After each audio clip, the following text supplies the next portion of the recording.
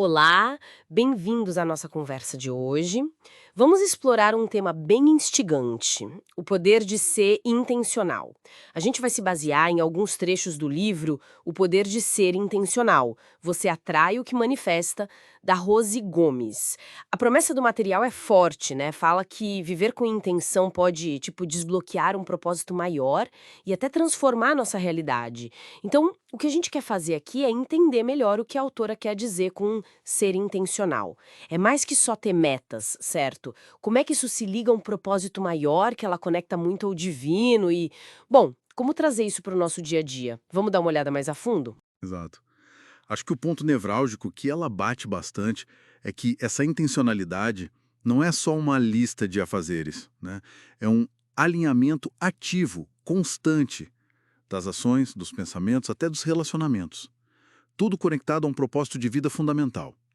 E sim, na visão dela, esse propósito está diretamente ligado ao que ela chama de propósito do Criador. É quase uma filosofia de vida mesmo, bem deliberada. Uma coisa que me chamou a atenção, assim, logo de cara, foi a ideia de que se a gente não tem nossa própria intenção bem definida, a gente acaba meio que vivendo na esteira da intenção dos outros. Ela até usa exemplos bíblicos, né, como o de Rebeca. Aquela história onde uma ação bem específica dela, que foi interpretada como sendo guiada por Deus, acabou definindo destinos, sabe? Parece que a intenção realmente direciona as coisas. E é interessante como ela conecta essa intenção com a ação, com o movimento. Tem uma frase que ela usa: não há expansão sem intenção. Ou seja, ser intencional seria o que impulsiona o crescimento, o cumprimento do propósito. Lembra daquela passagem de Abrão, que foi incentivado a sair da tenda para visualizar um futuro maior? A ideia ali é essa: tem que se mover em direção ao que se quer, mesmo que pareça, sei lá, impossível no momento. Não basta só querer, tem que dar o passo. Entendi. E se a ação é tipo o motor, então a mente seria o combustível, né? Pelo que eu vi, ela fala muito sobre ter a mente de Cristo. Pelo contexto que ela apresenta, isso parece significar alinhar os próprios pensamentos com os princípios, com as promessas divinas que ela encontra nas Escrituras. Ela até cita aquele provérbio famoso: porque como imagina em sua alma, assim ele é. Quer dizer, a forma como a gente se percebe e percebe o mundo. Isso define quem a gente se torna, né? Os pensamentos é o que vai brotar, o que vai dar fruto. Se essa mente está alinhada com esse propósito maior, o propósito do Criador, segundo a autora, ela teria a capacidade de, e aqui eu cito ela, trazer à existência o que não existe. Mas olha, não é como mágica, né? Ela também enfatiza muito a importância do discernimento, de entender o tempo certo das coisas. Como no exemplo da ressurreição de Lázaro, que ela menciona. Jesus teria agido intencionalmente, mas esperando um momento exato para ter um impacto maior, para cumprir um propósito específico.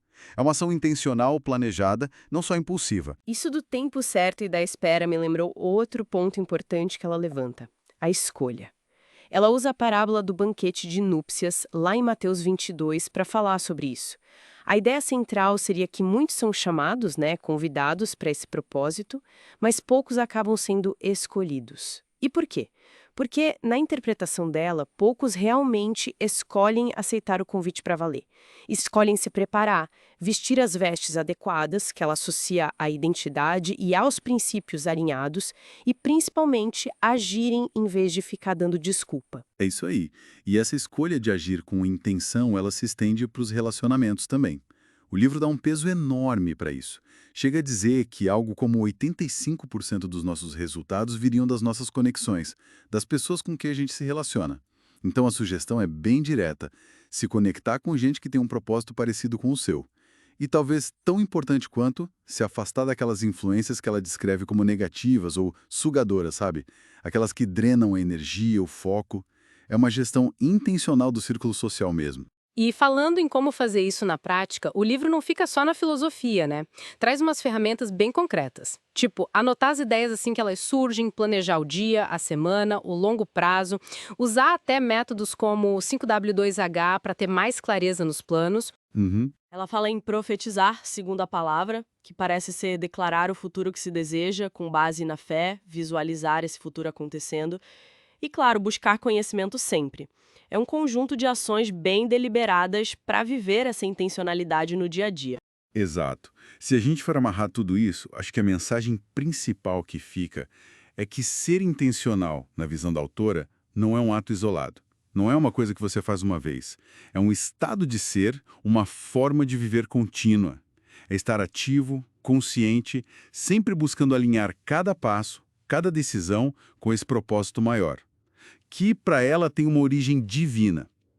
E isso exige, claro, autoconhecimento, exige disciplina, escolhas conscientes o tempo todo, em todas as áreas da vida. Então, resumindo a ideia que a fonte nos traz, a intencionalidade seria quase como uma chave, um poder para a gente moldar a nossa própria vida. Sai daquela posição passiva de ser levado pelas ondas, sabe?